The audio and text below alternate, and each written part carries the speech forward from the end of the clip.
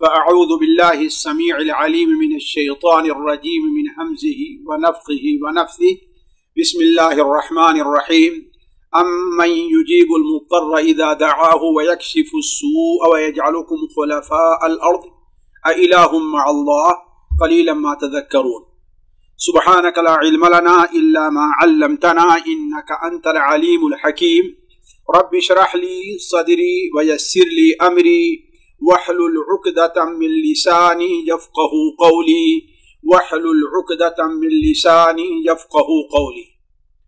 عزیز ساتھیو، پیارے بھائیو، السلام علیکم ورحمۃ اللہ وبرکاتہ۔ اس وقت دنیا میں عموماً لوگ الجھن، قلق، اضطراب، پریشانیوں کے شکار ہیں، اور اس کی سب سے بڑی وجہ ہے کہ اس دنیا میں بسنے والے لوگ عموماً منہج نبوی صلی اللہ علیہ وسلم سے ہٹے ہوئے ہیں۔ آپ صلی اللہ علیہ وسلم نے ان پریشانیوں، الجھنوں، قلق، اضطراب، اس کا کیا علاج بتایا ہے، اس سے وہ لوگ دور ہیں۔ اور اگر کچھ لوگ ان علاجات کا استعمال کر بھی رہے ہیں تو ان کے اندر وہ شرائط پوری نہیں ہوتی جن شرائط کا ان اذکار کے پڑھنے والوں سے مطالبہ ہے۔ نبی کریم صلی اللہ علیہ وسلم کی ایک نہیں، دو نہیں، متعدد ایسی حدیثوں کے اندر آپ صلی اللہ علیہ وسلم نے ان الجھنوں اور پریشانیوں کا علاج بتایا ہے۔ اس سلسلے میں ایک بڑی اہم حدیث ہے جو حضرت عبداللہ ابن مسعود رضی اللہ تعالی عنہ سے مسند احمد کے اندر، صحیح ابن حبان میں، طبرانی میں، مسند ابو یعلا اور متعدد کتب حدیث میں ایک حدیث مروی ہے جسے علامہ البانی رحمہ اللہ صحیحہ کے اندر نقل کر کے اسے صحیح بھی قرار دیتے ہیں۔ حضرت عبداللہ ابن مسعود رضی اللہ تعالی عنہ بیان فرماتے ہیں کہ قال رسول اللہ صلی اللہ علیہ وسلم ما اصاب احدا قط ہم ولا حزن فقال اللهم انی عبدک وابن عبدک وابن امتک ناصیتی بیدک ماض فی حکمک عدل فی قضاؤک اسألک بكل اسم هو لک سمیت به نفسک او علمته احدا من خلقک او انزلته فی کتابک او استأثرت به في علم الغيب عندك ان تجعل القرآن الكريم ربيع قلبي ونور صدري وجلاء حزني وذهاب همي إلا أذهب الله همه وحزنه وأبدله مكانه فرحا، او كما قال عليه الصلاة والسلام۔ یہ ایک حدیث ہے۔ اس حدیث سے اس متعلق مجھے موضوع کی مناسبت سے چند باتیں آپ کے سامنے رکھنی ہیں۔ سب سے پہلے میں اس حدیث کا ترجمہ آپ لوگوں کے سامنے رکھتا ہوں، پھر اس کے جو الفاظ ہیں ایک ایک لفظ کی تھوڑی سی وضاحت کروں گا، اور سننے والے اس پر توجہ دیں کہ اللہ کے رسول صلی اللہ علیہ وسلم نے بہت سی حدیثوں کو، بہت سی آیات کو، بہت سے کلمات کو جو لوگوں کی بیماریاں، پریشانیاں، الجھنیں، اس کا علاج بتایا ہے، تو ہم بھی اس کا ورد کرتے ہیں، لیکن آخر کہاں ہم سے کمی رہ جاتی ہے کہ وہ چیز پوری نہیں ہوتی، جبکہ وہی کلمات ہیں، وہی دعائیں ہیں، اور ہمارا وہی رب ہے۔ ہمارے سلف نے وہ دعائیں کی، وہ کلمات پڑھے تو انہیں اس سے خاطر خواہ فائدہ ہوا۔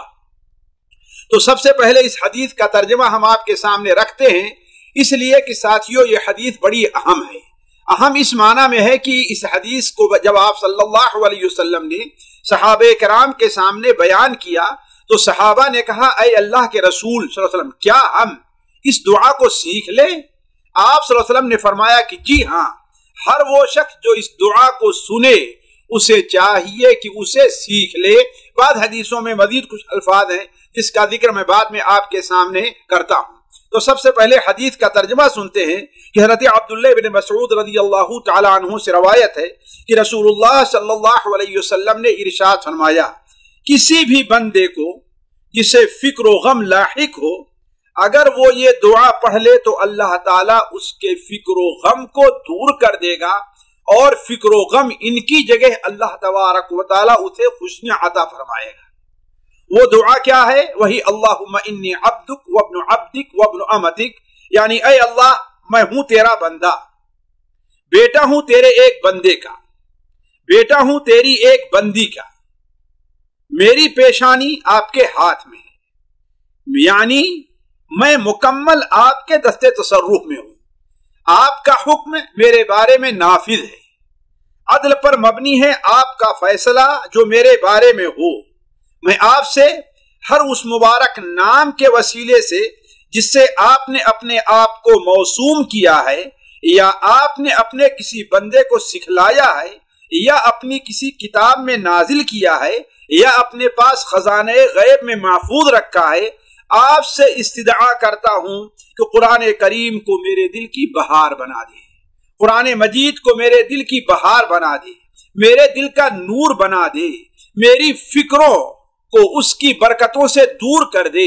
میرے غموں کو رخصت بنانے والا اس قرآن کو بنا دے۔ تو یہ اس دعا کا ترجمہ ہے جو ہم نے آپ کے سامنے رکھا۔ سب سے پہلے ہم آپ کے سامنے یہ بات رکھ دیں کہ اس دعا کی اہمیت کے پیش نظر ہمیں اور آپ کو، یا جس وجہ سے ہم نے اس حدیث کو رکھا ہے، اسے اپنے سامنے رکھنا چاہیے۔ اس کی اہمیت یہ ہے کہ اس دنیا میں دیکھیے ہر انسان، کوئی بھی انسان ہے، اسے غم فکر لاحق ہوتی ہے۔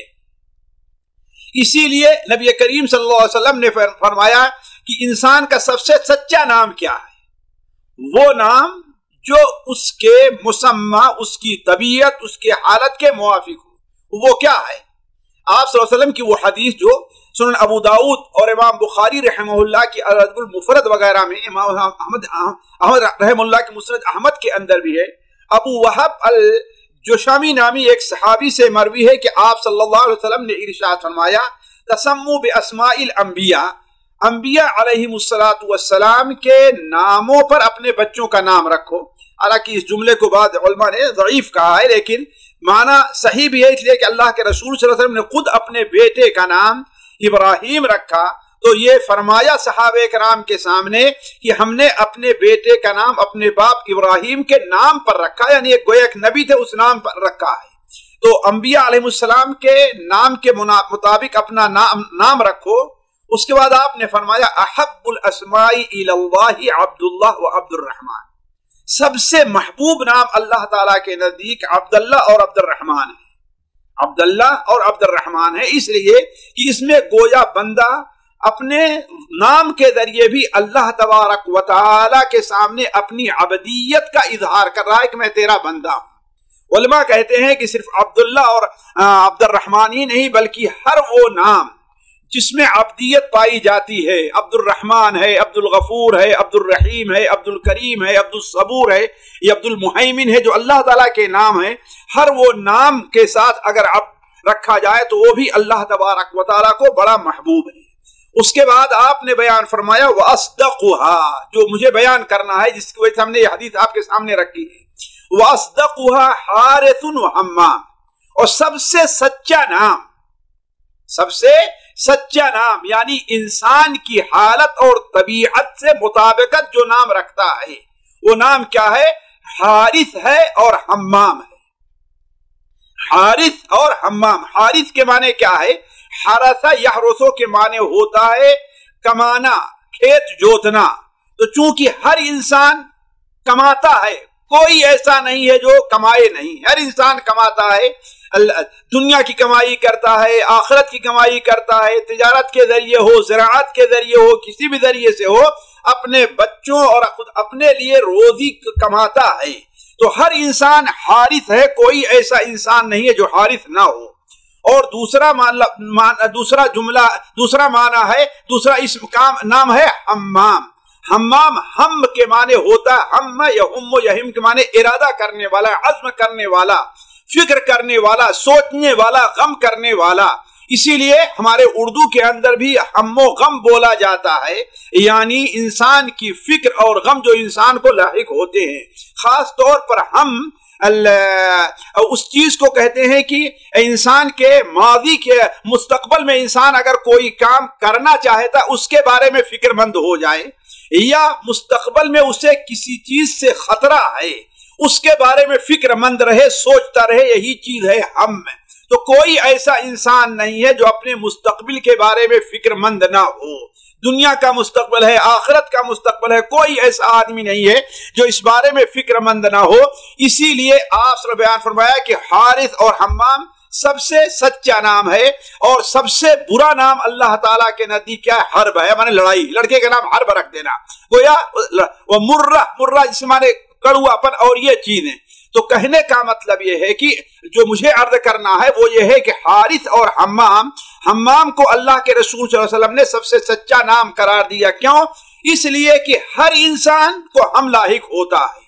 تو آپ صلی اللہ علیہ وسلم نے اس حدیث میں جو بیان فرمایا کسی بندے کو ہم فکر اور غم لاحق ہو، تو گویا کوئی ایسا بندہ نہیں ہے، کوئی ایسا بندہ نہیں ہے جس بندے کو فکر لاحق نہ ہوتی ہو۔ جو بچہ مستقبل کی فکر میں نہ رہتا ہو، مستقبل میں کسی چیز کو حاصل کر رہا ہے، اس کے بارے میں سوچ رہا ہے کیسے وہ ہمارے لیے جو مفید ہے اس کو ہم حاصل کر لیں، یا وہ نقصان دہ ہے تو کس طریقے سے ہم نقصان اور خسارے سے بچ جائیں، ہر انسان اس کی فکر میں رہتا ہے۔ اس لیے اس حدیث کی اہمیت ہمارے اور آپ کے سامنے آیا کرتی ہے۔ اور ثانیاً اس لیے جیسا کہ ہم نے کہا کہ اللہ کے رسول صلی اللہ علیہ وسلم نے جب یہ حدیث صحابہ کرام کے سامنے بیان کی تو آپ سے لوگوں نے کہا اے اللہ کے رسول یہ تو بڑی اہم ہے، کیا ہم اس کو سیکھیں؟ آپ نے فرمایا جو شخص بھی اس کو سنے اسے اس حدیث کو سیکھ لینا چاہیے۔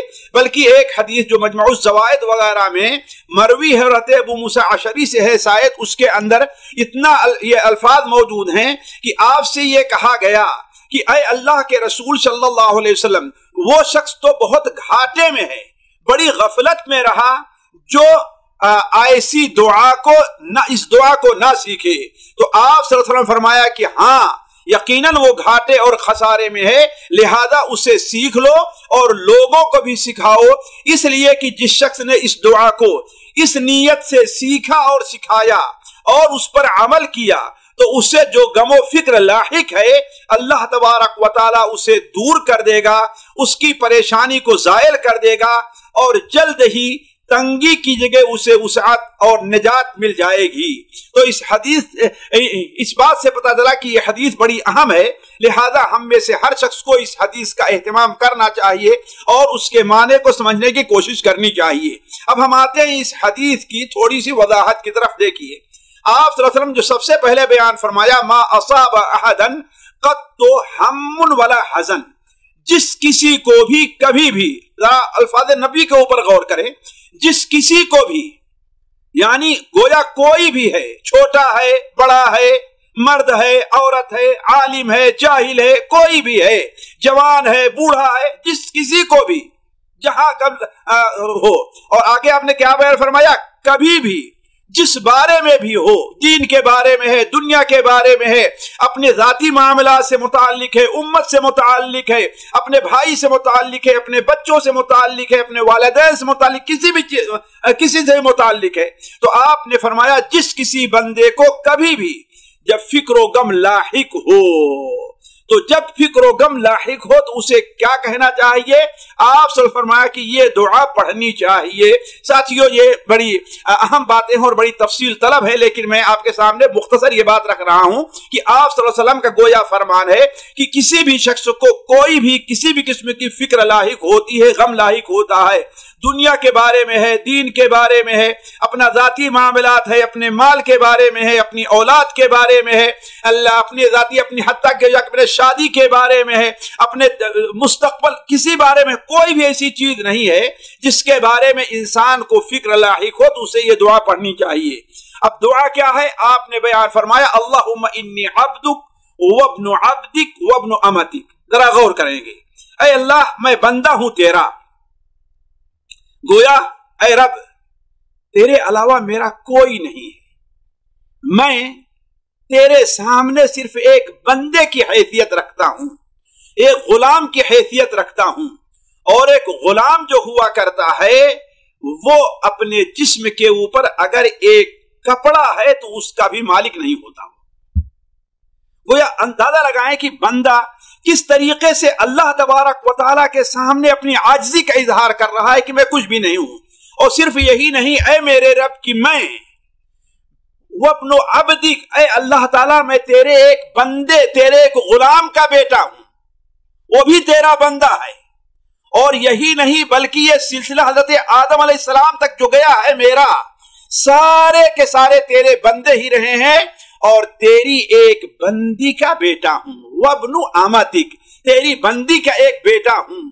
تیری جو لونڈی جسے کہتے ہیں وہ، یعنی لونڈی کو ہم نے اس لیے لیا کہ اللہ کوئی لونڈی نہیں ہے، لیکن اس کی مثال اس لیے کہ ایک لونڈی جو ہوا کرتی ہے وہ اپنے آقا کے سامنے کسی بھی چیز کی، اپنے وقت کی مالک نہیں ہوتی ہے.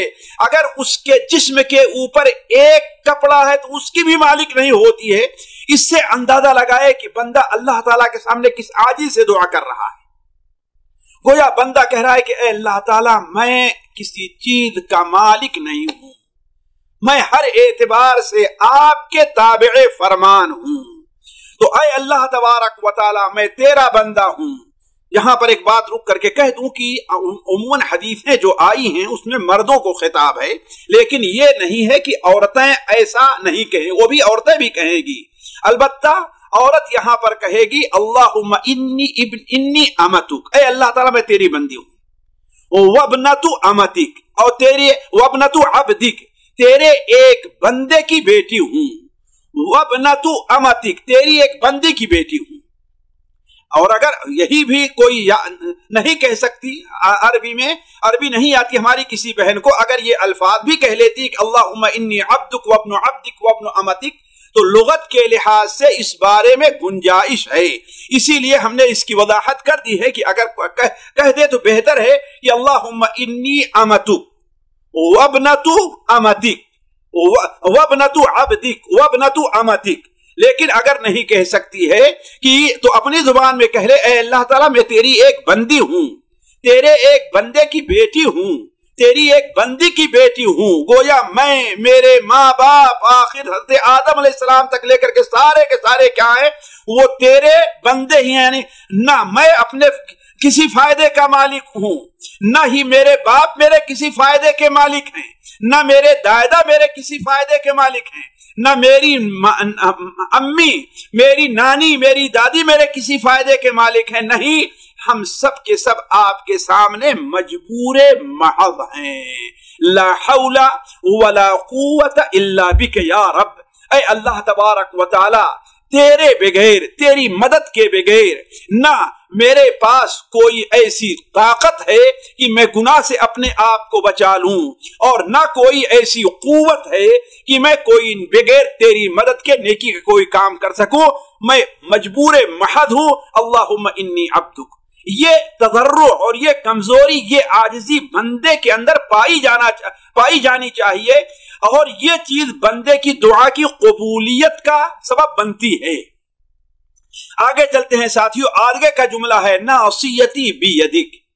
اے اللہ میں تیرا بندہ ہوں، تیرے بندے کا ایک بیٹا ہوں، تیری بندی کا بیٹا ہوں. اس کے آگے کیا ہے؟ اپنی مزید مجبوری اور عاجزی دیکھیے. اللہ تعالیٰ قرآن مجید میں ادعوا ربکم تضرعا، اللہ تعالیٰ کے سامنے عاجزی سے، کمزور ہو کر کے، ایک بالکل یعنی اپنی کوئی حیثیت نہ ہے وہ بن کر کے اللہ تعالیٰ سے دعا کیا کرو. تو ناصیتی بیدک، میری پیشانی آپ ہی کے ہاتھ میں ہے. یعنی پیشانی ہاتھ میں ہونا کیا؟ جسے ہمارے اپنی زبان میں کہتے ہیں کہ نکیل میری فلاں کہ ان کے ہاتھ میں ہے. یعنی وہ انسان آنے میں، جانے میں، کوئی تصرف کرنے میں، چلنے میں کسی بھی قسم کا اپنے طور پر اختیار نہیں رکھتا. تو گویا اے اللہ تعالیٰ میں مکمل طور پر تیرے قبضے میں ہوں. میرا مرنا، میرا جینا، میری سعادت، میری شقاوت، میرا نفع، میرا نقصان، سب کچھ کس کے ہاتھ میں ہے؟ تیرے ہی ہاتھ میں ہے. تو چاہے تو ہمیں نواز دے، تو چاہے تو ہمیں کنگال بنا دے، تو چاہے تو مجھے عزت دے، تو چاہے تو مجھے ذلت دے، تو چاہے تو مجھے عبادات کی توفیق عطا فرما. یعنی کوئی بھی چیز ہے، ناصیتی بیدک، اے اللہ تبارک و تعالی میری پیشانی تیرے ہاتھ میں ہے. اس کے بعد मादिन फी हुक्मुक, यही नहीं कि मैं तेरे कब्जे तसर्रुफ में हूं, मजीद यह है कि मादिन फी हुक्मुक, मेरे बारे में आपका फैसला नाफिज है।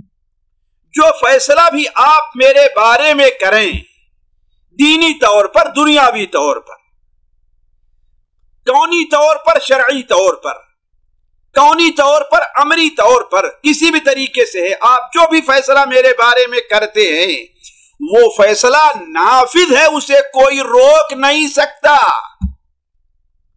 आप अगर मुझे गरीब बना दे, कोई मुझे मालदार नहीं बना सकता।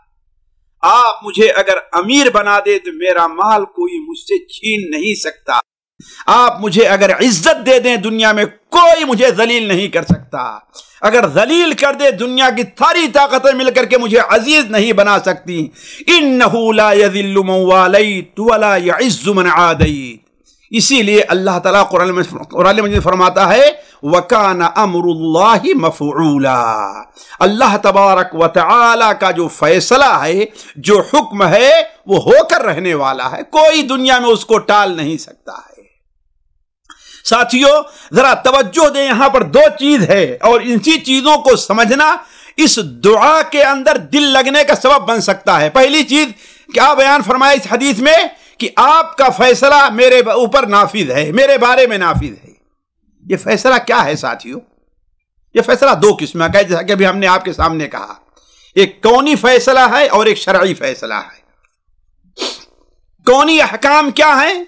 मिसाल के तौर पर तकदीर है, इसके बारे में मुझे कोई इख्तियार नहीं है। यानी कौनी चीज वो हुआ करती है कि उसके करने या उसके तर्क छोड़ने का इंसान को इख्तियार नहीं होता है। इंसान अपने इख्तियार से वो चीज करे या वो चीज छोड़े या ऐसा नहीं कर सकता है। जो कुछ अल्लाह ने जिसकी तकदीर में लिख दिया है वो मामला हो करके रहना है। जैसा कि अल्लाह के रसूल सल्लल्लाहु अलैहि वसल्लम अब्दुल्लाह इब्न अब्बास से बयान फरमाया था, आपने क्या फरमाया? वअलम, ए अब्दुल्ला, ए बंदे, ए बेटे, ए गुलाम, ए बच्चे, याद रखो, अच्छी तरीके से याद रखो, ये बात तुम्हारे इल्म में रहनी चाहिए, तुम्हारे दिल में रासिख होनी चाहिए। क्या? अन्नल उम्मत लव इज्तमअत अला अन यनफऊक बिशैइन ला यनफऊक बिशैइन इल्ला कद कतबहु अल्लाहु लक। ऐ बच्चे, याद रखो कि अगर पूरी की पूरी उम्मत इकट्ठा हो करके तुम्हें कोई छोटा सा फायदा भी पहुंचाना चाहे तो वो फायदा उस वक्त तक नहीं पहुंचा सकती है जब तक वो फायदा तुम्हारी किस्मत में लिखा नहीं होगा। वलव इज्तमऊ, और अगर इकट्ठा हो करके तुम्हें कोई नुकसान पहुंचाना चाहें, छोटा सा नुकसान, एक सुई भी तुम्हारे जिसमें चुभाना चाहें, लन यदुर्रूक इल्ला बिशैइन कद कतबहु अल्लाहु अलैक, तो वो नुकसान नहीं पहुंचा सकते हैं यहां तक कि अल्लाह ने वो तुम्हारी तकदीर के अंदर लिख दिया हो। तो ये अम्र मादिन फीया हुक्मुक, ऐ अल्लाह ताला तेरा जो फैसला है मेरे बारे में नाफिज होकर के रहेगा, मुझे कोई इख्तियार नहीं है, मैं तेरे सामने आजिज हूं, जलील हूं। ऐ अल्लाह ताला मेरे अंदर कोई कुव्वत व ताकत नहीं है। और शरई फैसले से मुराद क्या है? शरई फैसले से मुराद यह है कि अल्लाह तबारक व तआला ने उसे जिन चीजों का हुक्म दिया है और जिन चीजों से अल्लाह ताला ने रोक दिया है उसका इल्तिजाम करना। कौनी फैसले के बारे में इंसान को फ़िअल व तर्क का इख्तियार नहीं है।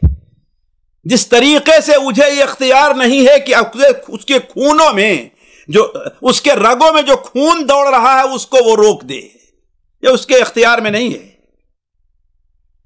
इसी तरीके से अल्लाह तबारक व तआला का जो कौनी फैसला है वो नहीं रुक सकता। अलबत्ता शरई फैसला ये है कि इंसान उसके करने या ना करने के लिए मुख्तार बनाया गया है। लेकिन एक मोमिन बंदा जो कह रहा है कि मादिन फी हुक्मुक, आपका फैसला मेरे बारे में नाफिज है, मैं कबूल करता हूं।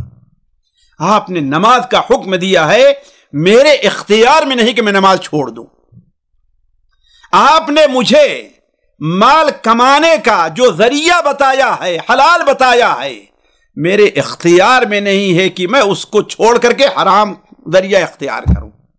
یعنی گویا شرعی طور پر بھی بندہ یہ سوچیں کہ جو انسان یہ دعا کرے وہ اللہ تعالیٰ کے احکام کی پابندی کر رہا ہے حتی الامکان۔ یہ بڑی اہم چیز ہے۔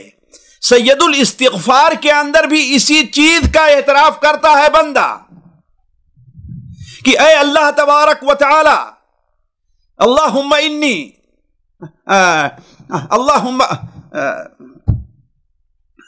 سید الاستغفار جو ہے انا للہ و انا الیہ راجعون ہے، اللہم انت ربی لا الہ الا انت خلقتنی وانا عبدک۔ دیکھیے، خلقتنی وانا عبدک وانا علی عہدک ووعدک ما استطعت۔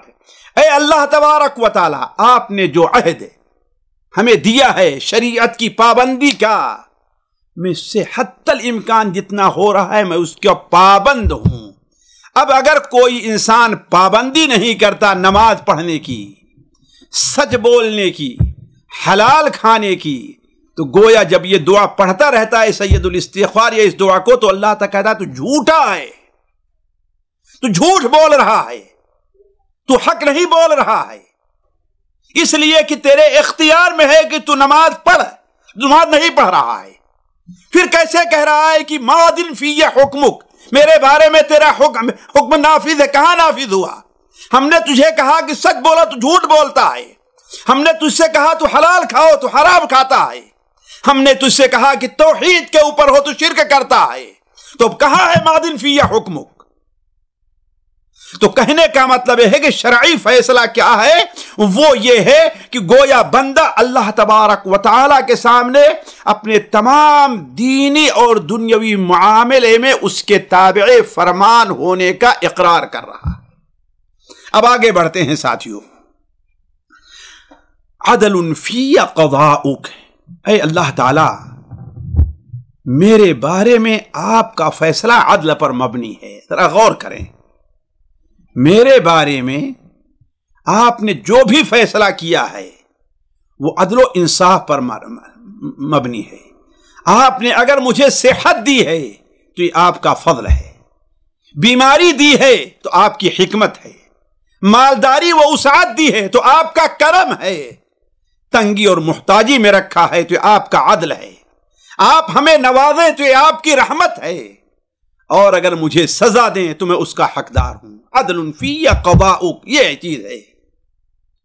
اے اللہ، ہمارا ایمان ہے اس بات پر، ان اللہ لا یظلم مثقال ذرہ وان تک حسنۃ یضاعفها ویؤت من لدنہ اجرا عظیما۔ اللہ تعالیٰ ایک ذرہ کے برابر کسی کے اوپر ظلم نہیں کرتا ہے۔ عدل فی قضاؤک، اے اللہ آپ نے مجھے خوبصورت بنایا تو میں اس کا حقدار ہوں، آپ نے مجھے بدصورت بنایا ہے تو میں میری وجہ سے۔ گویا کہ ہر بارے میں انسان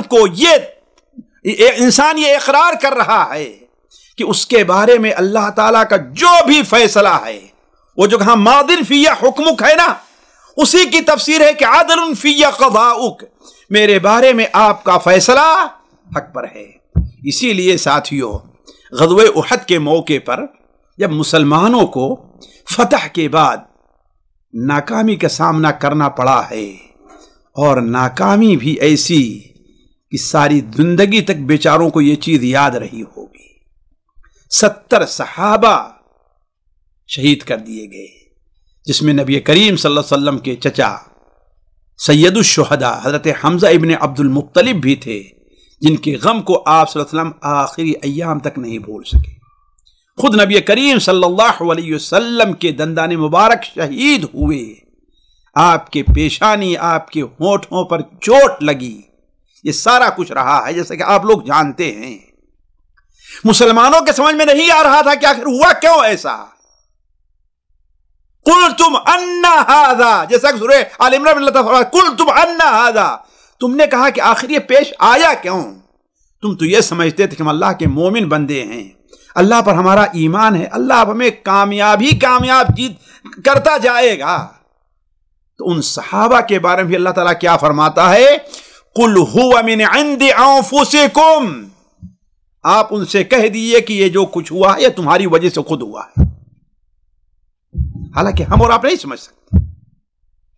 تو کہنے کا مطلب یہ ہے ساتھیوں کہ ایک مومن کو یہ یقین ایمان ہوتا ہے اور اس کا اعتراف بھی کرا کہ عدل فی قضاؤک، بلکہ ساتھیوں مومن کو تو اس بارے میں یہ سمجھنا چاہیے کہ اگر اس کے اوپر کوئی مصیبت آتی ہے، کوئی ناسازگار حالات پیدا ہوتے ہیں، تو اسے تو یہ سمجھنا چاہیے کہ گویا اللہ تعالیٰ کی ہمارے ساتھ محبت کا ایک مظہر ہے۔ جس طریقے سے ایک باپ ہے، ایک ماں ہے، ایک مشفق استاد ہے، اپنے شاگرد کی کوتاہی پر اسے ڈنڈے مارتا ہے، لیکن یہ ڈنڈے جو مارنا ہے عین انصاف اور محبت کے اوپر مبنی ہے، ظلم پر مبنی نہیں۔ لیکن بچہ اپنی نادانی سے اس کو ظلم سمجھ رہا ہے۔ ایسے ہم اور آپ، اللہ تعالیٰ ہمارے بارے میں جو فیصلہ کر رہا ہے ہم اسے نادانی سے اس کو ہم سمجھ نہیں پاتے ہیں۔ مسند احمد کے اندر، صحیح ابن حبان میں، مستدرک حاکم میں ایک واقعہ مروی ہے۔ حضرت عبداللہ ابن مغفل ایک صحابی وہ بیان کرتے ہیں کہ اللہ کے رسول صلی اللہ علیہ وسلم زمانے میں مکے کے اندر یا مدینے میں کہیں پر ایک شخص، ایک مرد اور ایک عورت، زمانے جاہلیت میں ان کے اپنے غلط تعلقات تھے۔ ایک عورت بھی تھی جو زمانے جاہلیت میں اپنا جسم بیچا کرتی تھی، لیکن اللہ تعالیٰ نے اسے ہدایت دی، اللہ نے اسے توفیق دی اور یہ مرد بھی مسلمان ہوا۔ تو ایک دن دونوں تنہائی میں کہیں مل گئے۔ اب ظاہر بات ہے شیطان درمیان میں کود پڑا۔ حدیث میں ہے فَجَعَلَ يُلَاعِبُهَا حَتَّى بَسَطَ يَدَهُ إِلَيْهَا، یہ مرد جو ہے اسے لبھانے لگا، یہاں تک کہ اس نے اپنا ہاتھ اس کی طرف پھیلایا۔ تو عورت نے کیا کہا؟ ماں رک جاؤ، اب میں مسلمان ہو چکی ہوں، اللہ تبارک و تعالی شرک اور شرک کی خرابیوں کو ختم کر دیا ہے، جاہلیت کی باتیں اب ختم ہو چکی ہیں، اللہ اسلام لے کر کے آیا ہے، ہم اور آپ مسلمان ہیں، ہمارے آپ کے لیے اب یہ قطعاً مناسب نہیں ہے، ماں رک جا۔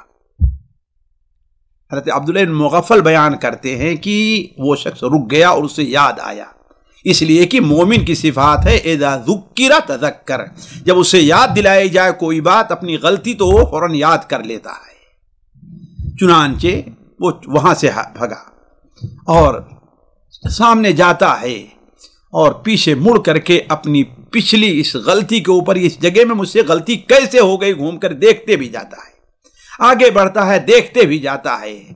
اچانک ہوا یہ کہ ایک دیوار سے ٹکرایا اور اس کا چہرہ زخمی ہو گیا، اور پھر سیدھے اللہ کے رسول صلی اللہ علیہ وسلم کے پاس آتا ہے کہ اے اللہ کے رسول صلی اللہ علیہ وسلم، ہم سے یہ غلطی ہو گئی، ہمیں پاک کیجیے۔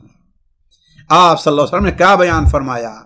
انت عبد اراد اللہ بک خیرا، اراد اللہ عز وجل بعبد، اراد اللہ بک خیرا۔ اس کے بعد آپ نے فرمایا اذا اراد اللہ بعبد خیرا عجل له عقوبۃ ذنبہ، جب اللہ تبارک و تعالی، آپ نے فرمایا تو ایسا انسان ہے، ایسا بندہ ہے کہ اللہ نے تیرے ساتھ خیر کا ارادہ کیا۔ ہم آپ اپنی اعتبار سے دیکھیں، اس بیچارے کا چہرہ زخمی ہو گیا، پتہ نہیں کہاں چوٹ لگی ہوگی، زندگی بھر داغ پڑ جائے گا۔ آج کے طریقے سے وہ جو بیوٹی پارلر وغیرہ ہوتے ہیں یا جراحت تجمیلیہ جو ہوا کرتی ہیں وہ چیزیں نہیں ہیں، آخر وہ تو زندگی بھر۔ لیکن آپ نے کیا بیان فرمایا؟ انت عبد اراد اللہ بک خیرا، تو ایسا بندہ ہے کہ اللہ نے تیرے ساتھ خیر کا ارادہ کیا۔ پھر آپ نے کیا بیان فرمایا؟ اذا اراد اللہ عز وجل بعبد خیرا عجل له عقوبۃ ذنبہ، جب اللہ تبارک و تعالی کسی بندے کے ساتھ خیر کا ارادہ رکھتا ہے تو اس کے گناہ کی سزا اسے دنیا میں جلدی دے دیتا ہے، اور اگر اللہ کسی کے ساتھ شر کا ارادہ رکھتا ہے تو اس کے گناہوں کو روکتا ہے، گناہ کرتا جاتا ہے، یہاں تک کہ قیامت کے دن وہ عیر پہاڑ کے برابر گناہ لے کر کے آیا کرتا ہے۔ تو کہنے کا مطلب یہ ہے ساتھیوں کہ بندہ جو ہے یہ فیصلہ رکھتا ہے کہ عدل فی قضاؤک، میرے بارے میں آپ کا فیصلہ برحق ہے، ماضٍ فی حکمک عدل فی قضاؤک. اسی طریقے سے ایک اور نقطہ ہے، سمجھیے کہ اللہ تبارک و تعالی نے جو شرعی احکام مسلمانوں پر رکھے ہیں، بعد بظاہر اس کے اندر ہمیں کمی اور نقص نظر آیا کرتا ہے، لیکن یہ یقین رکھنا چاہیے کہ عدل فی قضاؤک، میرے بارے میں تیرا فیصلہ حق ہے. ایک بہن ہے، اس کے بھائی کے مقابلے میں اللہ تعالیٰ نے اسے آدھا حصہ دیا ہے. اس کا حصہ پورا ہے لیکن بھائی کے مقابلے میں آدھا ہے، تو وہ یہ نہ سمجھے کہ اللہ نے اس کے اوپر ظلم کیا ہے. عدل فی قضاؤک. ایک بہن ہے، اس کا شوہر دوسری شادی کرتا ہے، قطعاً پسند نہیں ہے اسے. سوچتی ہے کہ آخر کیوں؟ مردوں کو تو 4 عورتوں سے شادی کرنے کا اللہ نے اختیار دیا، اور عورتوں کے لیے صرف ایک ہی شوہر. آیا یہ ناانصافی نہیں ہے؟ نہیں. عدل فی قضاؤک، میرے بارے میں تیرا فیصلہ کیا ہے؟ حق ہے. عدل انصاف کے اوپر مبنی ہے، میں اسی کی حقدار ہوں. اگر میں اس کی مثال دینا چاہوں تو بڑی لمبی مثال ہے، میرے ہی سوچنا چاہیے. تو کہنے کا مطلب یہ ہے کہ ایک مومن بندہ جو ہوتا ہے وہ کیا ہے؟ ایمان رکھتا ہے کہ عدل فی قضاؤک، کیونکہ اللہ تعالیٰ فرماتا ہے وَتَمَّتْ كَلِمَةُ رَبِّكَ صِدْقًا وَعَدْلًا لَا مُبَدِّلَ لِكَلِمَاتِهِ وَهُوَ السَّمِيعُ الْعَلِيمُ.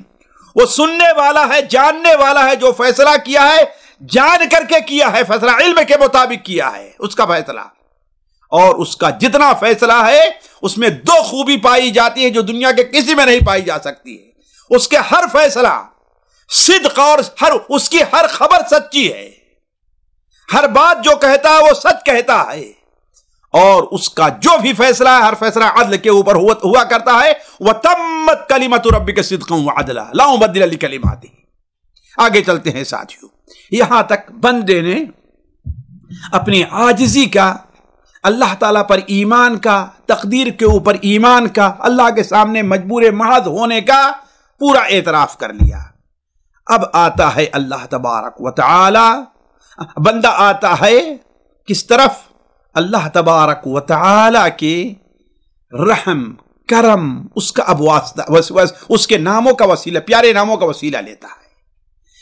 یہاں اب تک اس اللہ تعالیٰ کی ربوبیت کا وسیلہ اس نے لیا ہے. دیکھیے دعاؤں کے اندر اللہ تعالیٰ کی ربوبیت، اللہ تبارک و تعالیٰ کی اسماء و صفات کا وسیلہ لے کر کے بندہ اللہ کی الوہیت کی طرف آتا ہے، اللہ کی عبادت کی طرف آتا ہے.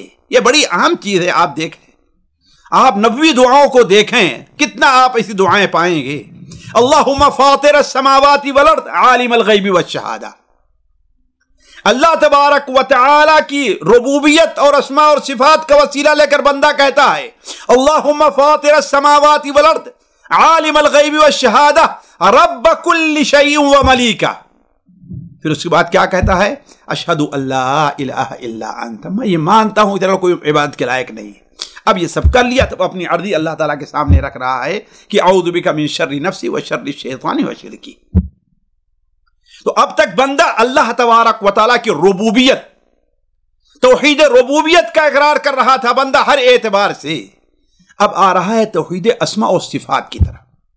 بندہ کہتا ہے اسألک بکل اسم هو لک سمیت به نفسک او علمته احدا من خلقک او انزلته فی کتابک او استأثرت به فی علم الغیب عندک. یعنی میں آپ سے آپ کے ہر اس نام، ہر اس پیارے نام کے وسیلے سے، ہر اس پیارے نام کے وسیلے سے استدعا کرتا ہوں، ہر وہ پیارے نام جس سے اپنے آپ کو آپ نے موسوم کیا ہے. کسی اور نے آپ کا نام نہیں رکھا، آپ نے رکھا ہے، یا آپ نے اپنے کسی بندے کو سکھلایا ہے، یا اپنی کتاب میں اس کو نازل کیا ہے، یا اپنے پاس خزانے غیب میں محفوظ رکھا ہے.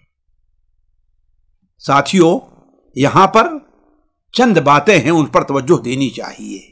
پہلی بات تو یہ ہے کہ اللہ تعالیٰ فرماتا ہے، اللہ کے رسول فرماتے ہیں اس دعا کے اندر سمیت بہ نفسک، گویا بندہ اسألک بکل اسم، اے اللہ تیرے ہر پیارے نام کا وسیلہ دے کر کے سوال کرتا ہوں. گویا اللہ کے اسماء و صفات کا وسیلہ ہے جو جائز وسائل میں سے ہے.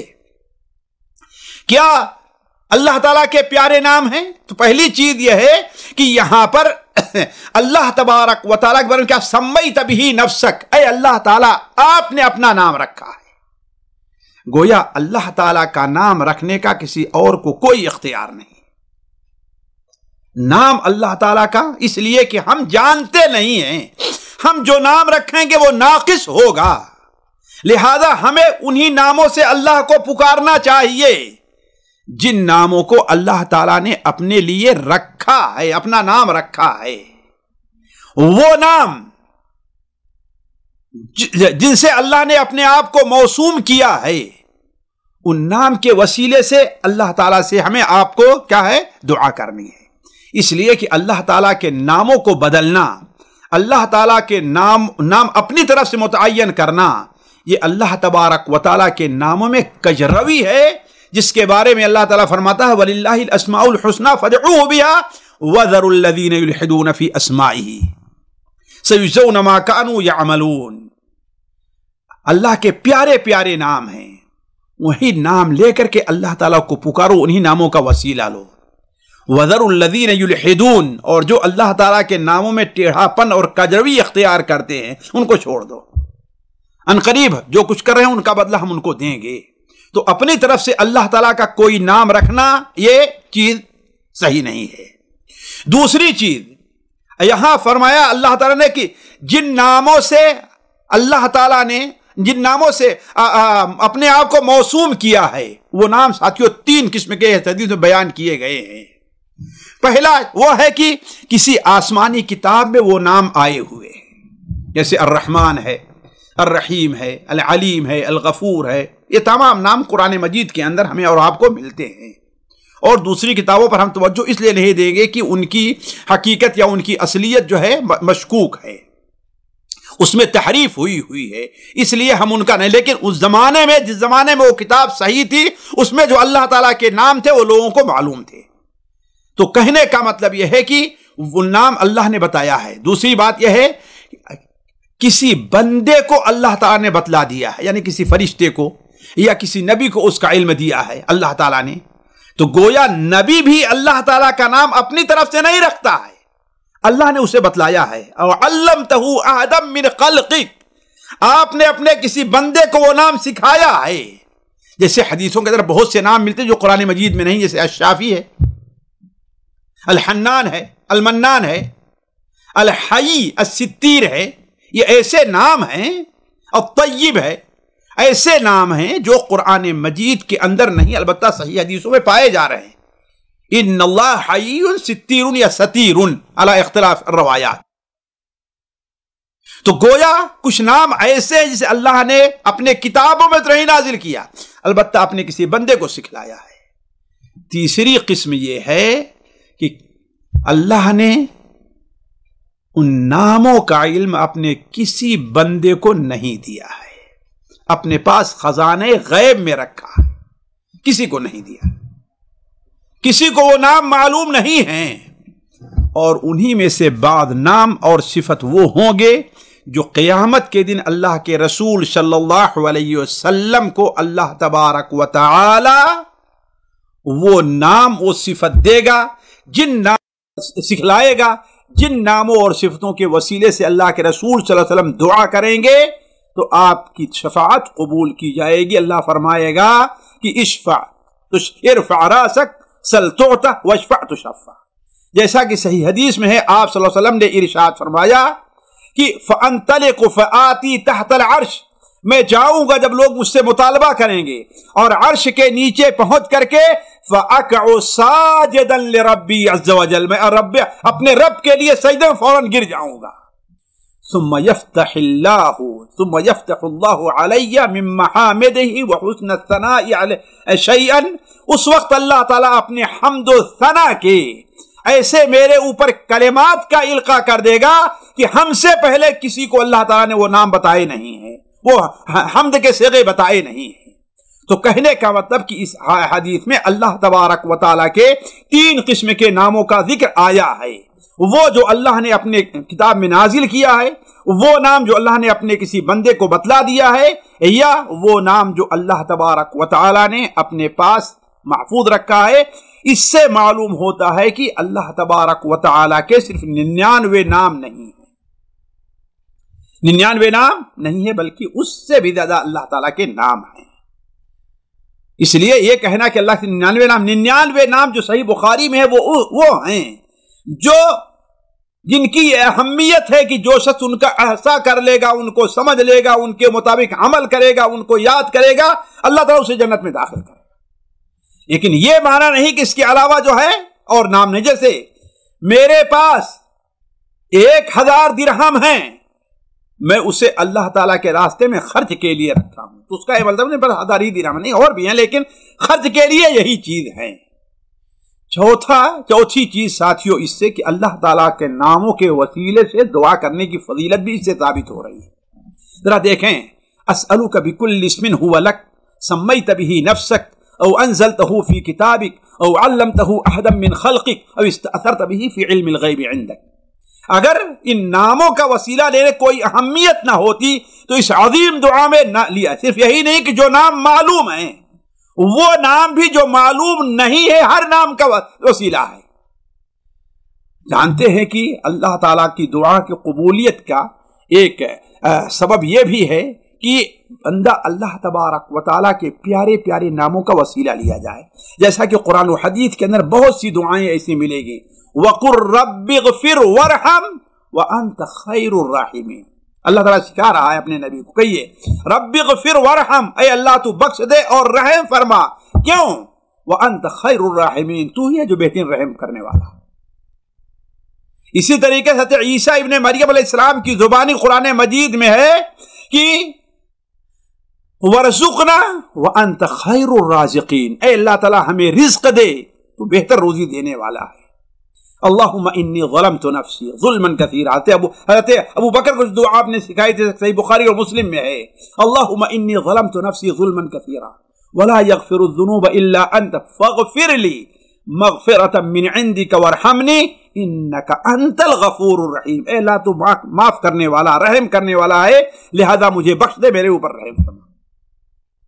تو اس قسم کی بہت سی دعائیں ہیں جس کے اندر اللہ تبارک و تعالیٰ کے پیارے پیارے ناموں کا وسیلہ لیا گیا ہے. وقت بہت ہو گیا، اب آگے چلتے ہیں. جب ساتھیوں بندے نے اللہ تعالیٰ کی ربوبیت کا اقرار کر لیا، اللہ کے سامنے اپنی عاجزی کا کمال سپردگی کا اقرار کر لیا، اللہ تعالیٰ کی گویا توحید ربوبیت کا وسیلہ لے لیا، اللہ کے توحید اسماء و صفات کا وسیلہ لے لیا، تو اب آ رہا ہے عبادت کی طرف، یعنی دعا کر رہا ہے. وہ دعا کیا کر رہا ہے؟ ان تجعل القرآن ربیع قلبی، ان تجعل القرآن ربیع قلبی ونور صدری وجلاء حزنی وذہاب غمی. اے اللہ تعالیٰ، میں آپ سے استدعا کرتا ہوں ان تمام چیزوں کا وسیلہ لے کر کے کہ قرآن کریم کو میرے دل کی بہار بنا دے، میرے دل کو نور کرنے والا قرآن کو بنا دے. وجلاء حزنی، اے اللہ تعالی قرآن کی برکت سے میری فکروں کو میرے ہموم کو دور کر دے، اور اس کی برکت سے میرے غم رخصت ہو جائے، میرے اوپر کوئی غم نہ رہ جائے. ساتھیوں، یہ ہے وہ استدعا جو اس دعا کے اندر ایک مجبور اور عاجز بندے نے اپنے رب قدیر سے کی. قرآن کریم کو میرے دل کی بہار بنا دے. ساتھیوں ذرا غور کریں، کیا بنایا؟ بہار بنا دے. بہار کیا چیز ہے؟ آپ جانتے ہیں موسم بہار کو کیوں کہا گیا ہے؟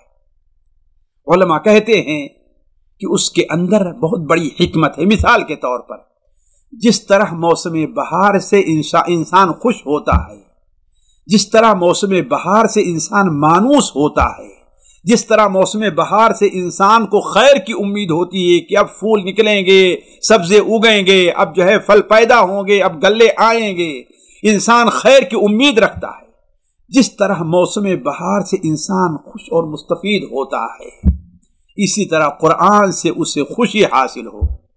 اسے پڑھنے میں، اس میں تدبر کرنے میں، اس سے عبرت حاصل کرنے کا اسے حوصلہ پیدا ہو۔ قرآن کی تلاوت بندے کے لیے سکون قلب اور اطمینان دل کا سبب بنے، غم و فکر کی تاریکی کو قرآن دور کرنے اور غم و تاریکی کو روشن کرنے کا سبب بن جائے، جیسا کہ اللہ تعالیٰ وَنُنَزِّلُ مِنَ الْقُرْآنِ مَا هُوَ شِفَاءٌ وَرَحْمَةٌ، ہم قرآن سے وہ چیز نازل کرتے ہیں جو قرآن شفا دینے والا ہے اور رحم کرنے والا ہے۔ اسی طرح اے رب میری فکروں کو، جو چیز مجھے ستائے ہوئے ہے، جس فکر کے اندر ہم پڑے ہیں، اس قرآن کی برکت سے دور کر دے۔ میرا غم جو ہے اے اللہ تعالیٰ اسے ہٹا دے یہاں پر۔ کیوں؟ اس لیے کہ قرآن سے میری الجھنیں دور ہو جائیں گی اور میرے بیماریوں کا علاج ہو جائے گا، اس لیے کہ اللہ تعالیٰ نے قرآن مجید کو دلوں کے اطمینان کا سبب بنایا ہے۔ الا بذکر الذین آمنوا تطمئن قلوبہم بذکر اللہ، الا بذکر اللہ تطمئن القلوب۔ تو ساتھیوں، کہنے کا مطلب یہ ہے کہ یہ ایک دعا ہے جو اللہ کے رسول صلی اللہ علیہ وسلم نے ہمیں اور آپ کو سکھائی ہے کہ ہر آدمی جسے غم اور جسے فکر لاحق ہو وہ اس دعا کو پڑھے، جس کی مختصر سی شرح میں آپ کے سامنے ہم نے کی ہے۔ اب یہاں پر چلتے چلتے چند فوائد پر میں اشارہ کرتے چلوں۔ پہلا فائدہ یہ ہے کہ دعا سے مصائب اور پریشانیاں دور ہوتی، ہمیں اس کا یقین رکھنا چاہیے۔ جیسا کہ ساتھیوں یہ بات تجربے میں بھی ہے، لیکن شرط یہ ہے کہ بندہ دعا کے آداب کو مد نظر رکھے۔ اسی لیے اس کے دعا کے بعد الفاظ پر ہم نے خصوصی توجہ دلائی ہے کہ یہ وہ شرائط ہیں جس کی وجہ سے دعا قبول ہوگی۔ اس سلسلے میں آپ دیکھیں گے تو قرآن اور حدیث میں بہت سی دعائیں ہیں۔ صحیح بخاری کے اندر حضرت عبداللہ ابن عباس سے ایک دعا بڑی مشہور مروی ہے کہ اللہ کے رسول صلی اللہ علیہ وسلم کو جب کوئی کرب پریشانی لاحق ہوتی، الجھن کے شکار ہوتے، تو آپ یہ دعا پڑھتے تھے، لا الہ الا اللہ العظیم الحلیم، لا الہ الا اللہ رب العرش العظیم، لا الہ الا اللہ رب السماوات ورب الارض ورب العرش الکریم۔ یہ دعا چند تین جملے کہی ہیں، لا الہ الا اللہ العظیم الحلیم، لا الہ الا اللہ رب العرش العظیم، لا الہ الا اللہ رب السماوات ورب الارض ورب العرش الکریم۔ یہ دعا اور اتنی اہم ہے کہ آپ صلی اللہ علیہ وسلم اس دعا کو پڑھا کرتے تھے، بلکہ حافظ بن حجر رحمہ اللہ اس حدیث کی شرح میں ابن بطال کے حوالے سے نقل کرتے ہیں کہ ابو بکر الرازی ایک بڑے محدث گزرے ہیں، وہ بیان کرتے ہیں کہ میں امام ابو نعیم الاصفہانی جو صحیح بخاری سلسلہ روات میں بھی ہے ہم لوگوں تک، ان کے پاس بیٹھا ہوا تھا، حدیث لکھ رہا تھا، تو ایک شخص میرے پاس آیا جو ابو بکر ابن علی کہا جاتا تھا، وہ اس وقت وہاں کے بڑے مفتی تھے، انہی کے اوپر انہی کا فتویٰ چلا کرتا تھا۔ تو حاکم وقت پتہ نہیں کیوں ناراض ہو گئے، انہیں اٹھا کر کے جیل میں کر دیا، اس لیے کہ وہ علماء جو تھے وہ حاکم وقت کی غلطیوں پر تنبیہ کرتے تھے، انہیں روکتے تھے، اور جب حاکم ناراض تھا تو انہیں ظاہر بات ان کے ساتھ یہ معاملہ کرتا تھا، تو چنانچہ انہیں جیل میں ڈال دیا۔ تو وہ بیان کرتے ہیں، کون؟ ابو بکر الرازی رحمہ اللہ، وہ بیان کرتے ہیں کہ میں سویا اور خواب میں دیکھتا ہوں کہ اللہ کے رسول صلی اللہ علیہ وسلم خواب میں تشریف لے آتے ہیں، حضرت جبرائیل آپ کے دائیں ہیں، آپ صلی اللہ علیہ وسلم کے برابر تسبیح وغیرہ کر رہے ہیں، تو آپ نے مجھ سے کہا کہ اے ابو بکر، جا کر کے ابو بکر ابن علی سے کہہ دو کہ دعاء الکرب جو صحیح بخاری کے اندر موجود ہے اس کا ورد کرے، یہاں تک کہ اللہ تعالیٰ انہیں اس سے نجات دے دے۔ کہتے ہیں کہ صبح کو میں وہاں پر گیا، انہیں یہ خبر دی، تو ابھی چند ہی دن گزرے تھے کہ اس دعا کی برکت سے اللہ نے اسے نجات دی۔ تو دعا سے انسان کی مصیبتیں دور ہوتی ہیں، لیکن ضروری یہ ہے کہ دعا کے آداب کو انسان مد نظر رکھے۔ دوسرا فائدہ توحید کی اہمیت، کہ وہ ہماری دعاؤں کی قبولیت کا وسیلہ ہے۔ اسی لیے جس دعا میں جس قدر اخلاص اور جس قدر توحید پائی جائے گی وہ قبولیت کے اسی قدر زیادہ لائق ہوگی۔ جیسے یہ دعا مثال کے طور پر، اور بھی دعائیں دیکھ لیجیے۔ اسی طریقے سے دعا کی قبولیت کے لیے توحید ربوبیت اور توحید اسماء و صفات کا وسیلہ لینا یہ بڑی اہم چیز ہے۔ کئی بہت سی ایسی دعائیں نبوی ہیں، اس لیے بلکہ ساتھیوں میں دیکھ رہا تھا صبح و شام کے جو دعا اور اذکار ہیں، کوئی بھی ایسا ذکر اللہ ماشاءاللہ آپ کو نہیں ملے گا کہ جس میں اللہ تبارک و تعالیٰ کی توحید ربوبیت، توحید الوہیت، توحید اسماء و صفات کا اظہار نہ ہو۔ اللہم بک اصبحت، اللہم بک اصبحنا وبک امسینا وبک نحیا وبک نموت والیک المصیر۔ دیکھ لیجیے، اللہم فاطر السماوات والارض عالم الغیب والشہادہ رب کل شیء وملیک اشہد ان لا الہ الا انت، پڑھتے جائیے آپ۔ اصبحنا واصبح الملک للہ والحمد للہ لا الہ الا اللہ۔ دیکھیے اللہ تبارک و تعالیٰ کی توحید الوہیت، توحید ربوبیت کا اظہار ہے۔ تو توحید کی دعا کی قبولیت کے لیے توحید ربوبیت، توحید اسماء و صفات وغیرہ کا اہتمام بڑی اہم چیز ہے۔ چوتھا فائدہ ساتھیوں، دعا میں عاجزی کا اظہار، رونا اور گڑ گڑانا، اپنی لاچاری کا اعتراف کرنا، یہ چیزیں دعا کی قبولیت کا سبب ہے کہ بندہ اللہ تعالیٰ کے سامنے گویا مجبور محض بن جائے کہ میں کچھ بھی نہیں ہوں، غلطی میری ہے، کمزوری میری ہے۔ جیسا کہ دیکھیے اللہم انی عبدک ابن عبدک ابن امتک ناصیتی بیدک ماض فی حکمک عدل فی قضاؤک۔ دیکھ لیجیے کس قدر عاجزی ہے۔ شاید یہی وجہ ہے کہ اللہ کے رسول صلی اللہ علیہ وسلم نے حضرت یونس علیہ السلام کی دعا کی اہمیت بیان فرمائی، اس لیے کہ اس میں لا الہ الا انت سبحانک انی کنت من الظالمین، دیکھیے انی کنت من الظالمین، اللہ تعالیٰ کے سامنے عاجزی دیکھیے۔ آپ نے سنن ترمذی وغیرہ میں ہے کہ آپ نے فرمایا جو شخص پریشان حال اس دعا کو پڑھے گا اللہ تعالیٰ اسے پریشانی سے نجات دے گا۔ کیوں؟ اس لیے کہ حضرت یونس علیہ السلام کے قصے میں کیا بیان فرمایا اللہ تعالیٰ نے؟ لا الہ الا انت سبحانک انی کنت من الظالمین فانجیناہ من الغم وکذالک ننجی المؤمنین، ایسے ہی مومنوں کو ہم نجات دیتے۔ پانچواں فائدہ ساتھیوں، تقدیر پر ایمان، اور یہ کہ اللہ نے جو چیزیں بھی مقدر کی ہیں وہ سب برحق ہیں اور حق پر مبنی ہیں۔ کسی بھی بندے کا توحید پر ایمان اس وقت تک مکمل نہیں ہو سکتا جب تک کہ ان دونوں باتوں کا اقرار صدق دل سے نہ کرے۔ وہ کون سی باتیں؟ تقدیر پر ہمارا ایمان ہے، اور ایمان کے ساتھ ساتھ یہ بھی ہے کہ جو کچھ تقدیر میں ہے وہ حق اور عدل پر مبنی ہے، کسی پر ظلم نہیں ہے۔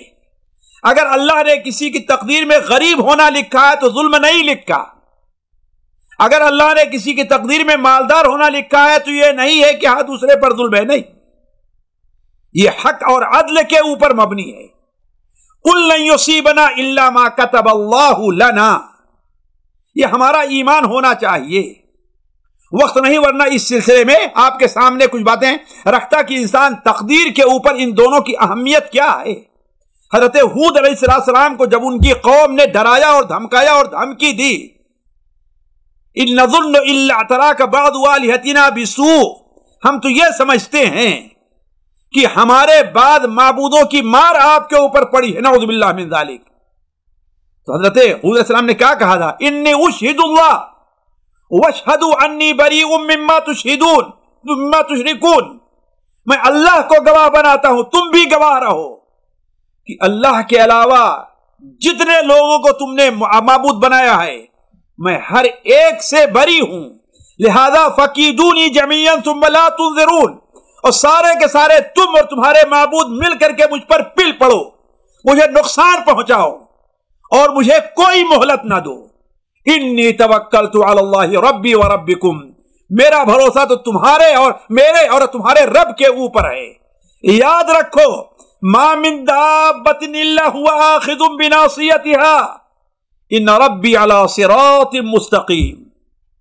امام القیم نے اس آیت کے اندر جو نقطہ پیدا کیا ہے وہ دیکھیں، ما من دابۃ الا هو آخذ بناصیتها، جیسے یہاں پر کہا ناصیتی بیدک، کوئی ایسا اس زمین پر چلنے والا نہیں ہے جس کی پیشانی کو میرے رب نے پکڑ نہ رکھا ہو، یعنی میرے رب کے تابع فرمان ہے، جو کچھ ہو رہا ہے رب کے فیصلے پر ہو رہا ہے۔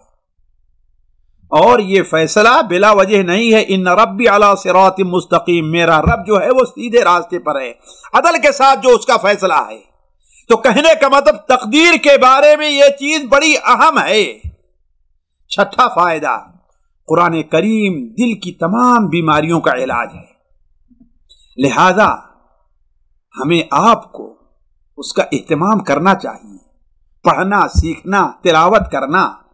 آج ہم چاہتے ہیں کہ ہمارے گھروں میں برکتیں رہے، ہم یہ چاہتے ہیں کہ ہمارے گھروں سے شیطان دور ہو، لیکن ہم میں کا ہر شخص اپنا محاسبہ کرے. گھر میں قرآن کتنی دیر پڑھا جاتا ہے، اور ڈرامے، خبریں اور فیس بک اور یہ ساری چیزیں کتنی دیکھی جاتی ہیں جو شر سے خالی ہے ہی نہیں ہے. کتنا بھی بچائے انسان، اس میں شر پر اس کی نظر پڑتی ہی ہے. تو ہماری زندگی میں برکتیں کیسے آئیں گی، ہماری روزی میں برکتیں کیسے آئیں گی، ذرا سوچیں. اسی طریقے سے اس دعا میں جو صیغہ استعمال کیا گیا ہے وہ جیسا کہ بھی ہم نے کہا کہ مردوں کے علاوہ جو ہے عورتیں اس کو بدل بھی سکتی ہیں. یہ چند باتیں تھیں جو اس دعا سے متعلق آپ کے سامنے رکھی گئی. ہم نے سوچا تھا مختصر رہے گی لیکن بات لمبی ہو گئی. اللہ تعالیٰ سے دعا ہے کہ اللہ تعالیٰ ہم میں سے ہر شخص کو اس دعا کے پڑھنے کا اور اہتمام کرنے کی توفیق عطا فرمائے. اور میں جو لوگ جو ہے اس کو سن رہے ہیں، میں ان سے درخواست کروں گا کہ جہاں پر اس کو لوڈ کریں وہیں پر اس دعا کو بھی اس میں لگا دیں. اللہم انی عبدک ابن عبدک ابن امتک ناصیتی بیدک ماض فی حکمک عدل فی قضاؤک اللہم انی اسألک بکل اسم لک بكل اسم هو لك سميت به نفسك أو علمته أحدا من خلقك أو أنزلته في كتابك أو استأثرت به في علم الغيب عندك أن تجعل القرآن ربيع قلبي ونور صدري وجلاء حزني وذهاب همي. تو اللہ تعالیٰ اس کے ہم اور غم کو دور کر دے گا. والسلام علیکم ورحمۃ اللہ وبرکاتہ. سامعین کرام، ہمارے علمی اور عوامی دروس اور سوال و جواب کی مجلسوں سے آپ خود بھی مستفید ہوں اور اپنے دوست و احباب کے ساتھ بھی شیئر کریں. عین ممکن ہے کہ آپ کے شیئر سے کسی کی اصلاح اور آپ کے لیے صدقہ جاریہ بن جائے. واٹس ایپ پر اسلامک میسج حاصل کرنے کے لیے نمبر نوٹ فرمائیں: یعقوب عزیز 00966 5089 59707. واٹس ایپ سوال و جواب گروپ میں ایڈ ہونے کے لیے نمبر نوٹ فرمائیں: عبدالسلام عمری 00966 502627 622. نمبر بھیجتے ہوئے نام اور پتہ ضرور لکھیں. اسی طرح ہمارے یوٹیوب چینل اسلامی دعویٰ کو ضرور سبسکرائب کریں تاکہ ہماری ہر نئی اور اہم ویڈیو کی اطلاع آپ کو فوری حاصل ہو جائے. تمام دروس، مقالات اور سوال و جواب سیریز کے لیے ہماری مشہور ویب سائٹ www.islamidawah.com کا مشاہدہ کرتے رہیں. السلام علیکم ورحمۃ اللہ وبرکاتہ.